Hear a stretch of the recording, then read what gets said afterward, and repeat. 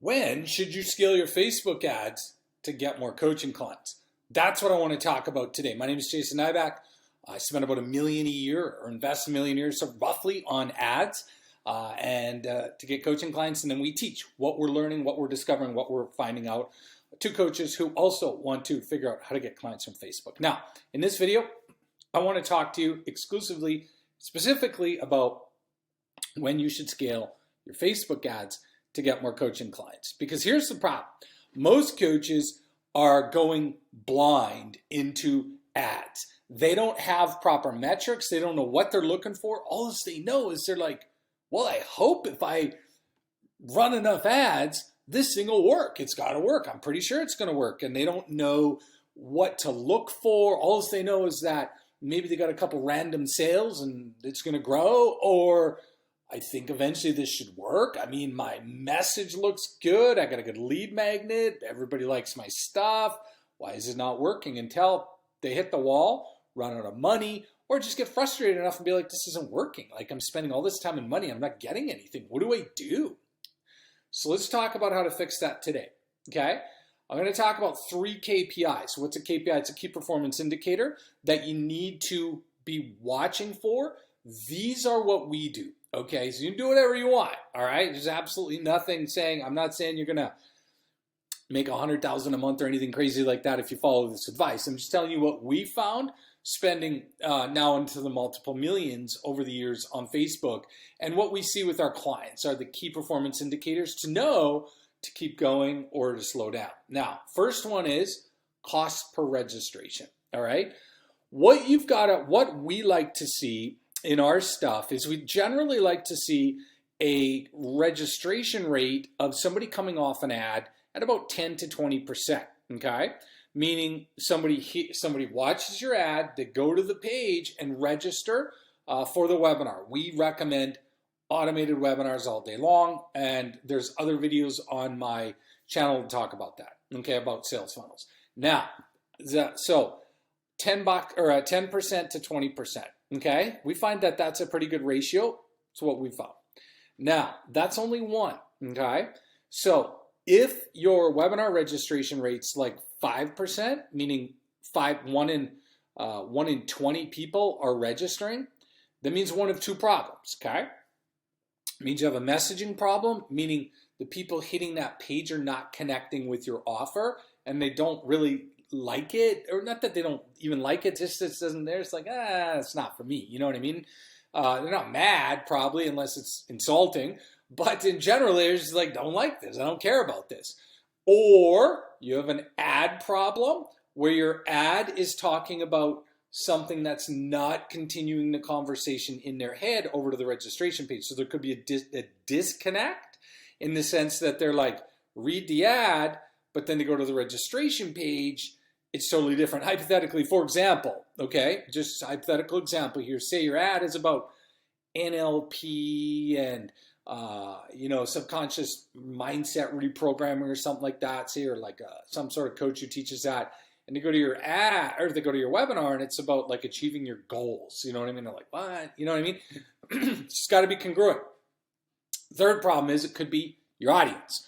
You could just be in a bad audience that's dragging poor quality people to the registration page, and then they're not registering. So you're not getting that number. So what is the solution?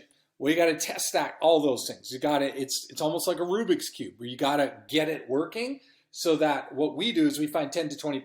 If it's below that, there's a mismatch somewhere, and we got to fix that. So we fix that mismatch and get it 10 to 20%. And we do not pass that in terms of your ad budget. What's a good ad budget? Look, everybody's different. We try and keep, we tell our clients that, 10 to 20 bucks a day, maximum 30, until probably at least 2 of these 3 KPIs are solid, okay?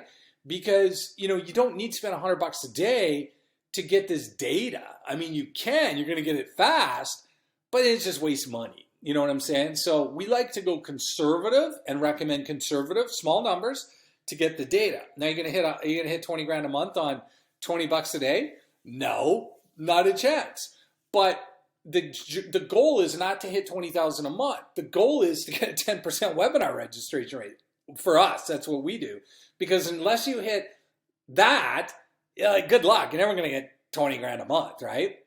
So our first thing we do is 10% webinar registration rate. Now, second thing we track is percentage of people registering who book a call. Okay, this is very important.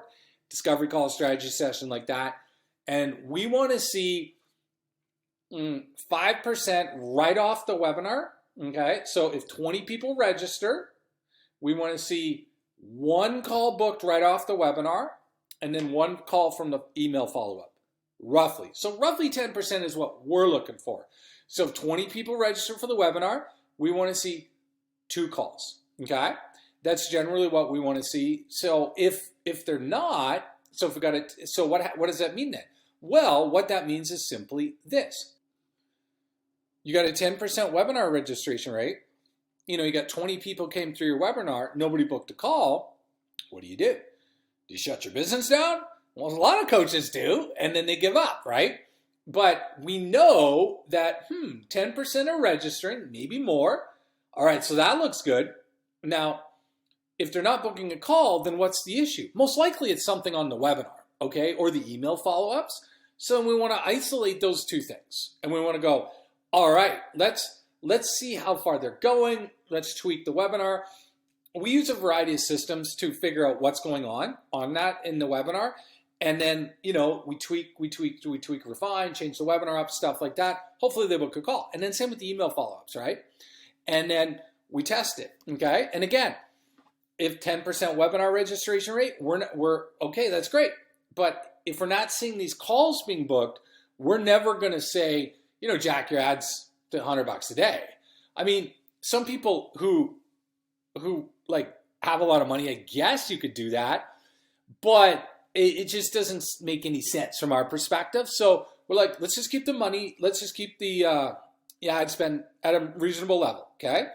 And then the third metric we're looking at is conversion rate on the call, okay?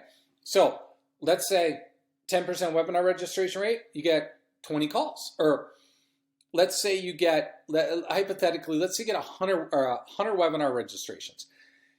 Okay, got 100 webinar registrations. Now, you got 10 calls booked.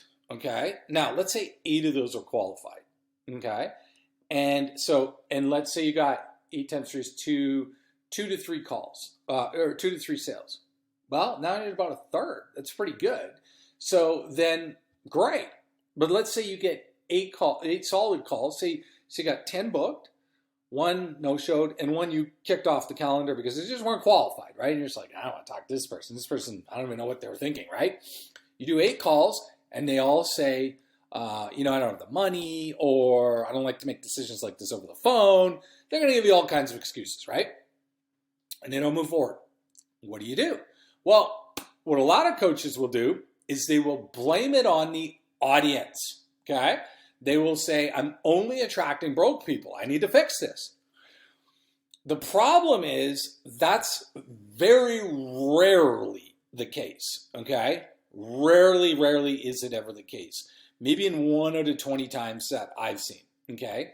Usually, if the KPIs are working on the registration rate, people are coming through the webinar and booking calls. If they're coming off the email follow-ups and booking calls, and they're showing up for your calls, generally it's an issue on the call, okay? And we've got videos around here about how we do the calls. Now, so then it's about getting the call working. So if you do the next 8, you get the next 8 ones going, and maybe 2 people move forward. Well, so what's that? It's about 25%, 30%. That's close. Okay, great. Now everything's within the KPIs. There's one overriding KPI we like to see. Let's say your webinar registration rate isn't quite 10%. Your call booking rate isn't quite 10%, okay, of webinar registrations. And your enrollment rate isn't quite 25, 30%. But your return on ad spend is around 2.5. We generally would skip, okay, at that point, because now it's obviously profitable. And so you got to be careful. What we see is a lot of people get lost in the weeds of their data and don't look at the overriding big picture, okay? Because if you can spend $1 and then get 2.5 back, well, that's pretty good. Even $1.02, right? You spend $1 on ads, hypothetically spend $3,000 on ads next month, okay? And you get 6,000 back in terms of new sales, okay? Or sorry, you spend, 6,000, that's doubling your money, okay, in a month. Not bad, right? It's a lot better than the average mutual fund, okay? So technically you would want more than that, you know what I mean? But at least if you're doubling it, for every $1 you spend, you're bringing 2 back, and return on ad spend, well, now you can start to scale, because now you're getting more back, you got a little bit of margin now, right? And so now then you can start to run more ads, which gives you faster data, and now you can test all these KPIs quicker. You see how that works? So that's what we generally recommend, okay? It's best to stay in a small ad budget until it starts working. I mean, you don't want to keep it at 10 to 20 bucks a day forever. I mean, if it's working and you're spending $1 and you're getting 2, 3, 4, 5 back, in return on ads, why would you only spend $10 to $20? You know what I'm saying? It doesn't make any sense whatsoever, okay? Because the model of paid ads is about return on ad spend, ROAS, right? So you've got this ROAS thing. It's like, well, what do you do, right? And again, the biggest mistake we see coaches make is they don't understand these KPIs. This isn't complicated math, okay? I'm not very good at math. This isn't complicated. And they don't understand it, and so they just kind of just hope, okay? Or they jack their ad spend up way too soon in hoping it'll work, right? They're like, I hope this will work, or they just have no clue on theirs, like, hope it'll work, that type of thing. It's just, hope's a terrible strategy. You need KPIs. So this is what we do. Now, we spend, again, about $1 million a year. So our KPIs are different because they are at scale. And so we see some differences in ours, and that changes a bit as you grow. But this is what we're seeing, what we recommend, and do whatever you want, right? But these are scenarios that we like to see and go from there. So look, if this helped, please like this video so we can know and get you out more, and hit the subscribe button, and then make sure you start tracking your KPIs properly, start testing and optimizing. Don't be in a hurry, okay? The biggest thing I see with coaches is they get such in a hurry that they make dumb decisions and get worried, because you got to remember, look, once the KPIs work, if it's like, okay, I'm spending $1 on ads at scale, whatever, right? I don't know, 20, 30 bucks a day or whatever it is, and it's working, well, now you can just increase the budget, and it essentially should scale, right? All things being equal. So there's no rush in doing it. It's better to do it on a smaller budget, get it going, and then once it goes, then you can ramp it up. And that's how scaling happens, done properly. All right, hope this helps. See you on the next video. Hit the like button and subscribe. Take care.